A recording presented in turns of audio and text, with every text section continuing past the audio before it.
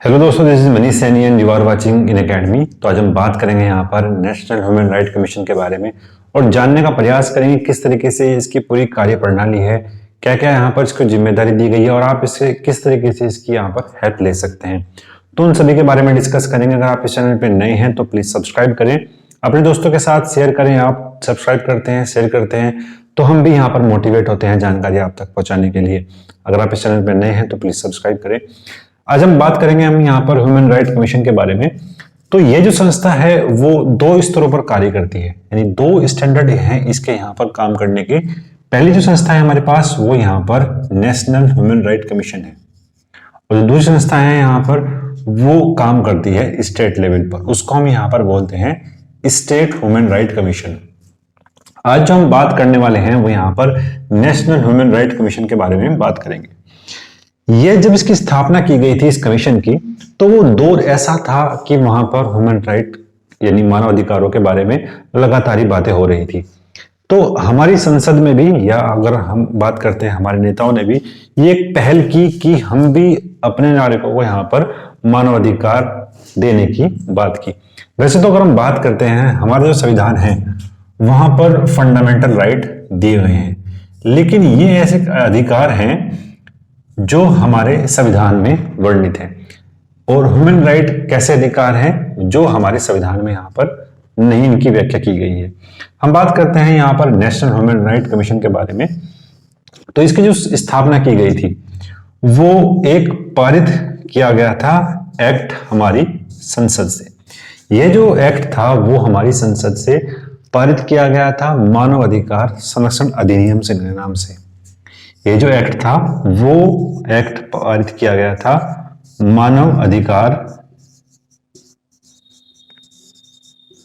संरक्षण अधिनियम के नाम से एक एक्ट पारित किया गया था ये 1993 में।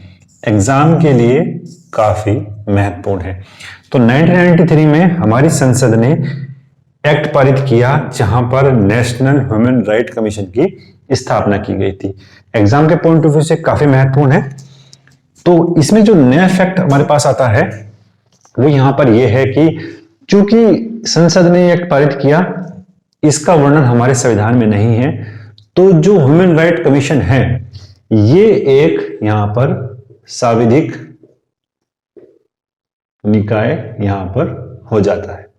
यानी यहां पर ये एक सांविधिक निकाय है, या जिसको हम बोलते हैं यहां पर स्टैच्यूटरी बॉडी भी इसको हम यहां पर कह सकते हैं। सांविधिक निकाय या स्टैच्यूटरी बॉडी भी इसको हम यहां पर बोल सकते हैं। तो राष्ट्रीय मानव अधिकार जो आयोग है वो एक स्टैच्यूटरी बॉडी है। इसकी जो स्थापना की गई थी वो 1993 में की गई थी और मानव अधिकार संरक्षण अधिनियम के नाम से ये एक्ट यहां पर पारित किया गया था। तो ये फैक्ट था हमारे यहाँ पर इसके बारे में। नेक्स्ट हम बात करते हैं यहाँ पर इसके मेंबर और इसकी कार्य संरचना के बारे में। हम बात करते हैं यहाँ पर जो ह्यूमन राइट कमीशन है वो किस तरीके से कार्य करता है, कौन कौन से उसके यहाँ पर सदस्य हैं, उसकी कार्य प्रणाली यहाँ पर क्या है, उन सभी के बारे में डिस्कस करेंगे। और आप हमें टेलीग्राम पर ज्वाइन कर सकते हैं। टेलीग्राम पर जो हमारा चैनल है वो इन एकेडमी के नाम से है, नीचे हमने लिंक दिया है, आप वहां से भी हमको ज्वाइन भी कर सकते हैं। तो बात करते हैं यहाँ पर नेशनल ह्यूमन राइट कमीशन के कितने मेंबर यहाँ पर होते हैं।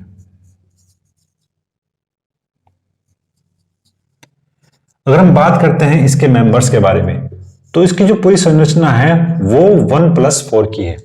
यानी इसका जो यहाँ पर चेयरपर्सन होंगे, इसके जो यहाँ पर अध्यक्ष होंगे वो यहां पर कौन होगा, सुप्रीम कोर्ट के यहां पर न्यायाधीश या चीफ जस्टिस यहां पर होंगे।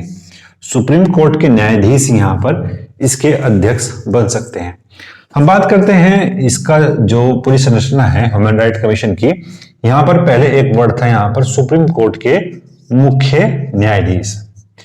इसमें यहां पर अमेंडमेंट करके इस मुख्य न्यायाधीश वर्ड को समाप्त करके अब सुप्रीम कोर्ट के न्यायाधीश वर्ड को यहां पर जोड़ा गया है।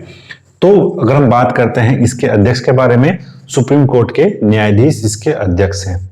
आपको कमेंट बॉक्स में यह बताना है कि नेशनल ह्यूमन राइट कमीशन के अध्यक्ष यहां पर कौन है।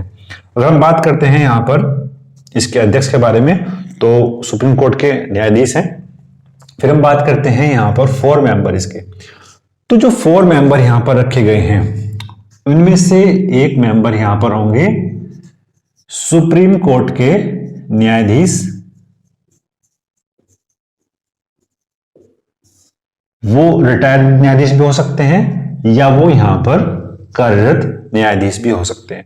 लेकिन सबसे महत्वपूर्ण बात यहां पर इसके अध्यक्ष के बारे में यह है कि जो सुप्रीम कोर्ट का जो अध्यक्ष, जो सुप्रीम कोर्ट का जो न्यायाधीश होगा, वो यहां पर सेवानिवृत्त यानी रिटायर माननीय न्यायाधीश यहां पर इसके अध्यक्ष बन सकते हैं। यहां पर एक क्राइटेरिया रखा गया है, या तो वो रिटायर हो या वो यहां पर कार्यरत हो। एक मेंबर यहां पर होगा सुप्रीम कोर्ट के न्यायाधीश से, एक मेंबर यहां पर होगा हाई कोर्ट के न्यायाधीश के, और 2 मेंबर यहां पर होंगे जो ह्यूमन राइट एक्टिविस्ट हो यहां पर, या फिर उनको कुछ अनुभव भी हो। तो 2 मेंबर यहां पर रखे गए हैं जो ह्यूमन राइट एक्टिविस्ट हो या उनको कुछ यहां पर अनुभव हो मानव अधिकारों के संरक्षण से संबंधित। तो ये पूरा सिनेरियो था। यहां पर 1+4 मेंबर हैं, जो एक अध्यक्ष है यहां पर, वो सुप्रीम कोर्ट के न्यायाधीश हैं, जो सेवानिवृत्त न्यायाधीश यहां पर सुप्रीम कोर्ट के जो अध्यक्ष हैं वो बन सकते हैं यहां पर chairperson national human right commission के। एक सदस्य यहां पर होगा सुप्रीम कोर्ट के अध्यक्ष, एक सदस्य होगा यहां पर हाई कोर्ट के जो न्यायाधीश हैं वो होंगे, और 2 मेंबर ऐसे होंगे जो ह्यूमन राइट्स से संबंधित जिनको अनुभव हो, उनकी कार्यप्रणाली यहां पर जान सकता हो। फिर हम बात करते हैं 1+4 संरचना यहां पर है ही। यहां पर जो 4 मेंबर रखे गए हैं, वो 4 मेंबर काफी महत्वपूर्ण है, और वो 4 मेंबर जो है यहां पर वो इसके पदेन सदस्य हैं। पदेन सदस्य का मतलब यहां पर यह है, उन पदों पर जो कोई व्यक्ति होगा वो इसका ऑटोमेटिकली मेंबर यहां पर बन जाएगा। अब हम बात करते हैं उन 4 मेंबर यहां पर कौन कौन से हैं। तो सबसे पहले जो हमारे पास है यहां पर, वो है यहां पर राष्ट्रीय अल्पसंख्यक आयोग का जो अध्यक्ष होगा, यानी माइनॉरिटी का जो हमारे पास कमीशन है उसका यहां पर एक मेंबर होगा, जो अध्यक्ष होगा यहां पर, उसका यहां पर पदेन अध्यक्ष सदस्य हो जाएगा। दूसरा जो हमारे पास एक मेंबर होगा वो होगा यहां पर राष्ट्रीय अनुसूचित जनजाति आयोग का अध्यक्ष।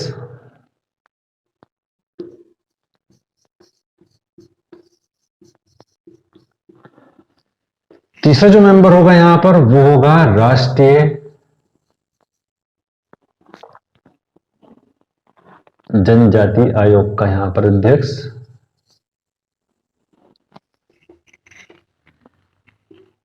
और जो चौथा मेंबर यहां पर होगा वो होगा यहां पर राष्ट्रीय महिला आयोग का अध्यक्ष। अब ये चारों ही मेंबर यहां पर इसके पदेन सदस्य बन जाएंगे। तो ये पूरी संरचना यहां पर इसकी रखी गई है मानव अधिकार आयोग की। 1+4 यहां पर जो मेंबर हैं जिनको नियुक्त करती है एक पार्लियामेंट्री कमेटी बनेगी, वो उसको नियुक्त करेगी, और वो जो नियुक्त करेगी उसका जो अध्यक्ष होगा, एक कमेटी यहां पर पार्लियामेंट्री कमेटी बनती है। अगर हम उसके बारे में डिस्कस करते हैं, एक संसदीय कमेटी का निर्माण होगा। इस वाली संरचना का निर्माण करने के लिए इसके जो अध्यक्ष होंगे वो यहां पर प्रधानमंत्री जी इसके अध्यक्ष होंगे, और इसके जो मेंबर होंगे वो लोकसभा के अध्यक्ष मेंबर होंगे। जो हमारे विपक्ष का नेता होता है वो भी इसके मेंबर होंगे। तो और भी कई मेंबर हैं। इसको संसदीय कमेटी डिसाइड करेगी कि इस वाले कॉलेजियम व्यवस्था में कौन होगा। अभी जो मेंबर यहां पर गठित होंगे, अभी इस मेंबर को नियुक्त करने की जिम्मेदारी किसकी होगी? ये जो मेंबर है हमारे पास, इनको नियुक्त करने की जो जिम्मेदारी दी गई है वो दी गई है यहां पर राष्ट्रपति जी को। अगर हम पूरी संरचना को या पूरी प्रक्रिया को जानने का प्रयास करते हैं तो वो कुछ इस तरीके से है। सबसे पहले यहाँ पर एक संसदीय कमेटी का गठन होगा। वो संसदीय कमेटी गठित होगी जिसके अध्यक्ष यहाँ पर हमारे प्रधानमंत्री जी होंगे, और उस सदस्यों में लोकसभा का अध्यक्ष जो लोकसभा के अध्यक्ष होंगे, और विपक्ष का जो अध्यक्ष हैं वो भी यहाँ पर होंगे, कुछ मेंबर होंगे वो भी इसके यहाँ पर सदस्य बनाए जाएंगे, और जो अध्यक्ष यहाँ पर प्रधानमंत्री जी होंगे। ये कमेटी डिसाइड करेगी यहाँ पर कि कौन सुप्रीम कोर्ट का जो जज है वो यहाँ पर ह्यूमन राइट कमीशन का अध्यक्ष बन सकता है। इसकी रिकमेंडेशन जाएगी यहाँ पर राष्ट्रपति जी के पास, और राष्ट्रपति जी उन 5 मेंबरों को यहाँ पर नियुक्त करते हैं। तो ये पूरी प्रक्रिया है इन 5 को नियुक्त करने की, और ये जो 4 सदस्य हैं ये इसके पदेन सदस्य हैं। कौन कौन से? राष्ट्रीय अल्पसंख्यक आयोग, राष्ट्रीय अनुसूचित जाति आयोग, राष्ट्रीय जनजाति आयोग और राष्ट्रीय महिला आयोग, ये इसके यहाँ पर पदेन सदस्य हैं। तो ये पूरी प्रक्रिया थी इसको यहाँ पर नियुक्त करने की। नेक्स्ट जो हम बात करते हैं इनका टेन्योर और इसका कार्यकाल यहाँ पर कितना रखा गया है। तो जो राष्ट्रीय मानवाधिकार आयोग के जो अध्यक्ष हैं उनका कार्यकाल यहाँ पर कितना है तो उसके बारे में डिस्कस करेंगे।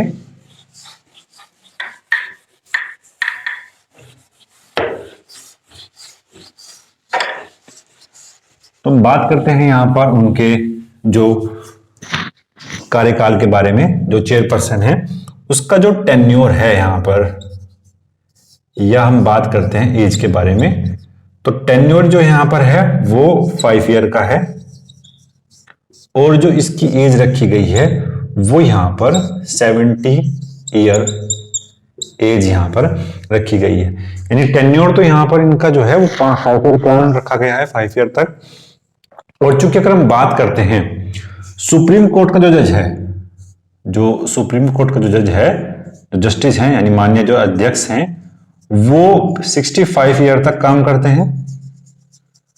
65 ईयर के बाद वो यहां पर रिटायर होते हैं, और रिटायर करने के बाद वो उनकी एज यहां पर 70 ईयर रखी गई है। यानी नेशनल ह्यूमन राइट कमीशन का जो चेयरपर्सन होगा वो अपनी 70 एज तक यहां पर काम कर सकता है, और वह कार्यकाल यहां पर 5 ईयर रखा गया है। ये तो पूरा सिनेरियो था यहां पर इनका एज का और उनके कार्यकाल का। अब हम बात करते हैं उनके कार्य और कार्य प्रणाली के बारे में कि ये किस तरीके से काम करते हैं और इनकी कार्य प्रणाली यहां पर क्या रखी गई है। तो जो नेशनल ह्यूमन राइट कमीशन है वो किस तरीके से कार्य करती है उसके बारे में डिस्कस करते हैं। इनका जो महत्वपूर्ण कार्य है वो ये जांचना कि किस तरीके से मानव अधिकार यहाँ पर उनका संरक्षण यहाँ पर किस तरीके से हो रखा है, किस तरीके से उनका संरक्षण यहाँ पर किया जा सकता है। पहले अगर हम बात करते हैं जितने भी यहाँ पर हमारे देश में जेल या फिर यहाँ पर बंदी गृह हैं, जेल और बंदी गृह के हालातों को जानने, यानी वहां पर जो कैदी हैं उनके हालात कैसे हैं, किस तरीके से उनकी जीवन प्रणाली यहाँ पर चल रही है, उनके बारे में डिस्कस यहाँ पर नेशनल ह्यूमन राइट कमीशन समय समय पर करता रहता है। तो एक महत्वपूर्ण यहाँ पर पॉइंट ये भी है। फिर जो दूसरा महत्वपूर्ण पॉइंट हमारे पास यहाँ पर आता है वो यहाँ पर ये है कि जो यहाँ पर शोधकर्ता हो रहे हैं, जो ह्यूमन राइट हैं, उनके बारे में कोई रिसर्च अगर कर रहा है तो उसकी भी हेल्प यहाँ पर नेशनल ह्यूमन राइट कमीशन कर सकती है। अगर हम बात करते हैं जिस तरीके से पुलिस की कार्यप्रणाली है, या अगर हम बात करते हैं आर्मी की जो कार्यप्रणाली है, लगातार भी उस पर भी यहाँ पर नेशनल ह्यूमन राइट कमीशन है वो भी अपनी आवाज उठाता रहता है। पिछले दिनों अगर हम बात करते हैं जो हमारी जो आर्मी है या जो पुलिस व्यवस्था है उस पर भी नेशनल ह्यूमन राइट कमीशन है आवाज उठाता है। जितने भी जो आतंकवादी घटनाएं यहाँ पर होती हैं, आतंकवादी जो घटनाएं हैं वो उनके द्वारा जो पकड़े गए व्यक्ति हैं उनको भी यहाँ पर नेशनल ह्यूमन राइट कमीशन उनको भी प्रोटेक्ट करने की बात यहाँ पर करता है।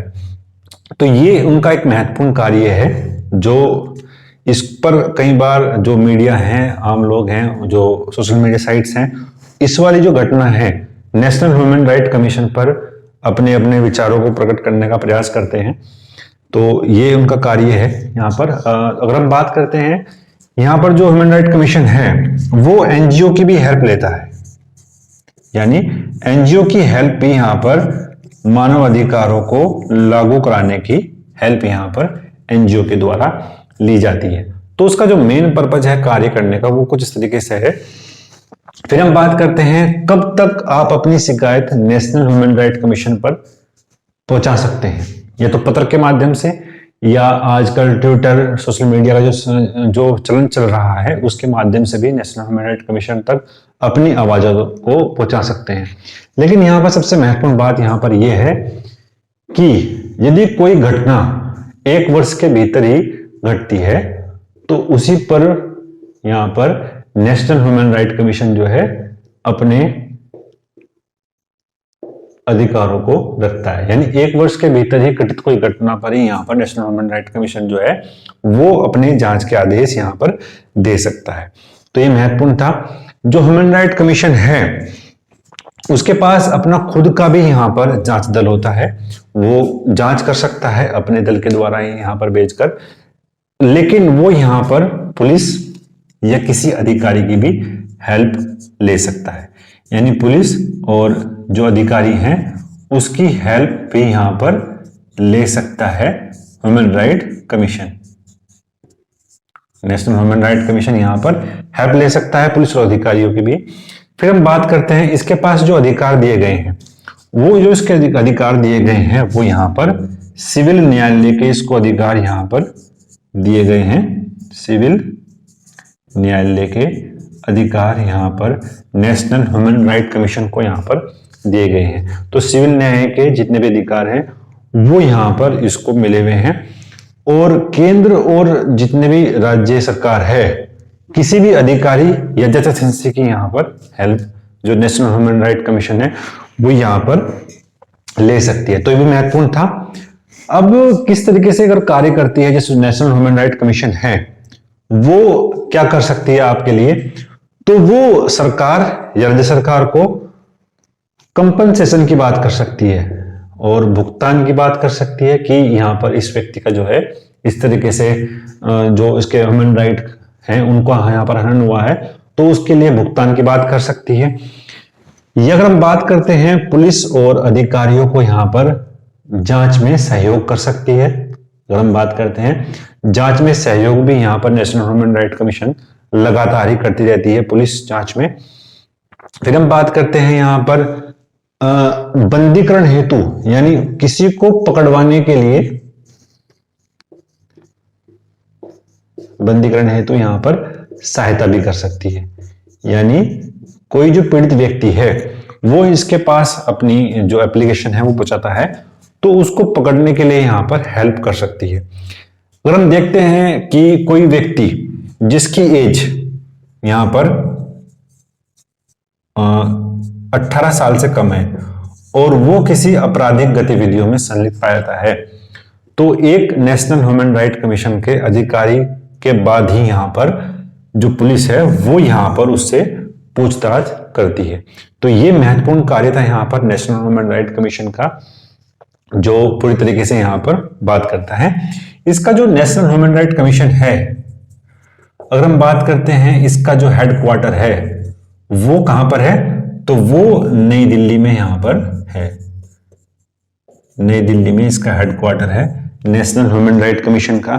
तो जितनी महत्वपूर्ण बातें यहां पर हो सकती थी उन सभी के बारे में हमने डिस्कस किया है। अगर आप इस चैनल पे नए हैं तो प्लीज सब्सक्राइब करें, अपने दोस्तों के साथ शेयर करें। आप शेयर करते हैं, सब्सक्राइब करते हैं तो हम भी यहाँ पर मोटिवेट होते हैं जानकारी आप तक पहुंचाने के लिए। मिलते हैं नेक्स्ट वीडियो में। धन्यवाद। जय हिंद।